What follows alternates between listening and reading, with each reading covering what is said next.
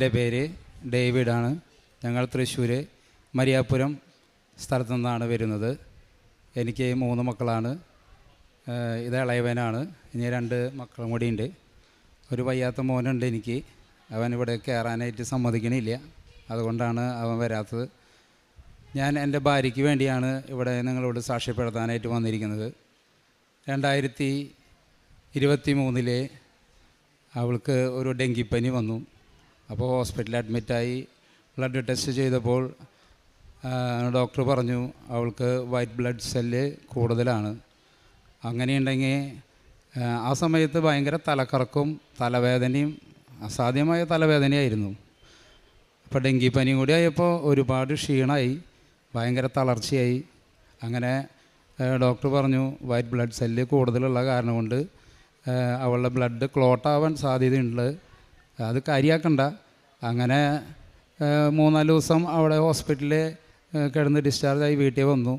വീട്ടിൽ വന്നപ്പോൾ ഡോക്ടർ വീട്ടിലേക്ക് പോകുമ്പോൾ പറഞ്ഞിട്ടുണ്ടായിരുന്നു, ഇനി അങ്ങനെ തലകറക്കം തലവേദന വരികയാണെങ്കിൽ ഇവിടെ വന്ന് ഒരു കുപ്പി ബ്ലഡ് റിമൂവ് ചെയ്യണം എന്നാണ് പറഞ്ഞത്. അപ്പോൾ ഞങ്ങളത് കഴിഞ്ഞ് 2-3 ദിവസം കഴിഞ്ഞപ്പോൾ 2023 ആഗസ്റ്റിൽ തന്നെ ഇവിടെ വന്ന് ഉടമ്പടി പുതുക്കി. ആദ്യം 2019 ഉടമ്പടി എടുത്തിട്ടുണ്ടായിരുന്നു.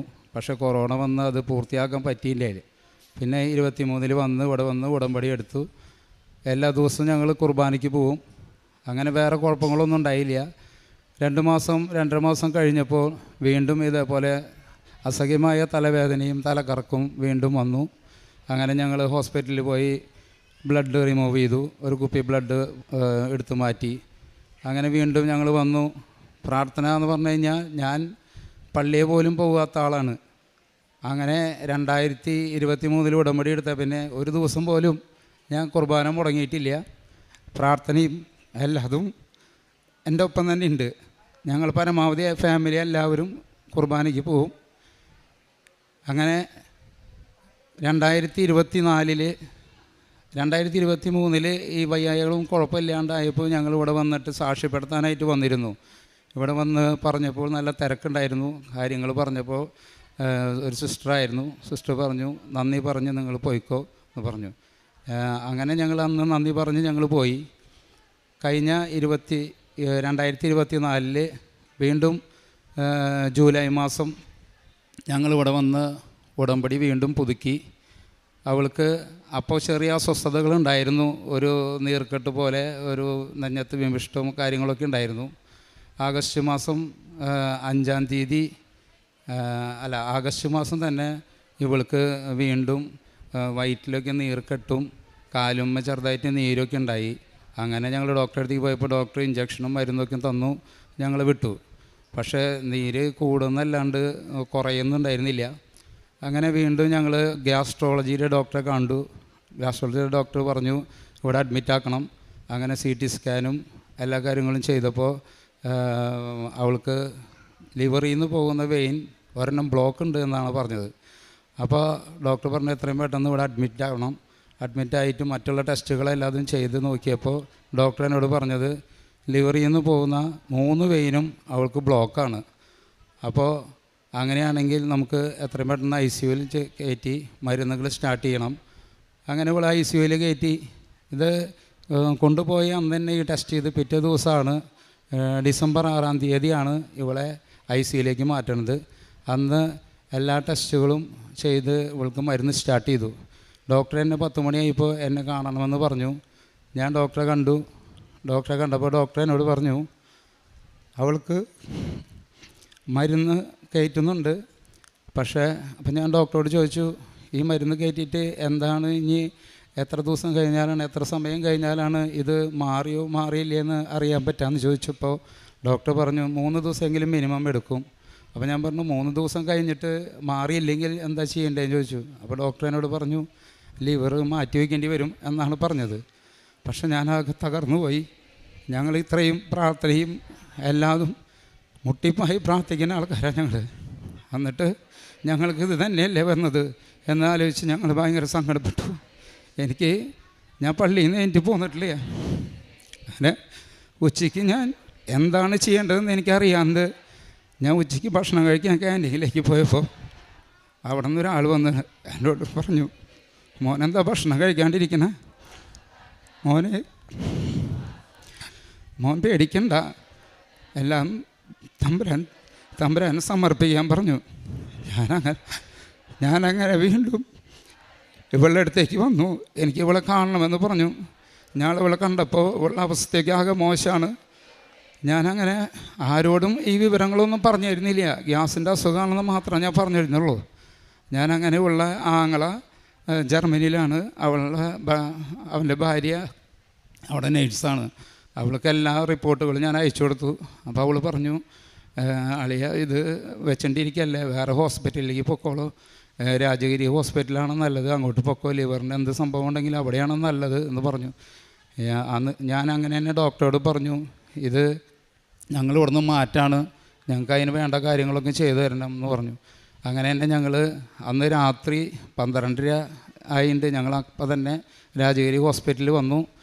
അവർ കാഷ്വാലിറ്റിയിൽ കയറ്റി എല്ലാ കാര്യങ്ങളും ചെയ്ത് 6 മണിയായപ്പോൾ എന്നെ ഡോക്ടർ വിളിച്ചിട്ട് പറഞ്ഞു, അവൾക്ക് ലിവറിൽ നിന്ന് പോകുന്ന 3 വെയിനുണ്ട്. അതായത് ലിവർ പ്യൂർ ചെയ്തിട്ട് ഹാർട്ടിലേക്കും മറ്റുള്ള അവയവങ്ങൾക്ക് പോകുന്ന 3 വെയിനും ബ്ലോക്കാണ്. അപ്പോൾ അത് ബ്ലോക്ക് തീർത്താൽ ഇവളുടെ നീര് എല്ലാതും പോവും.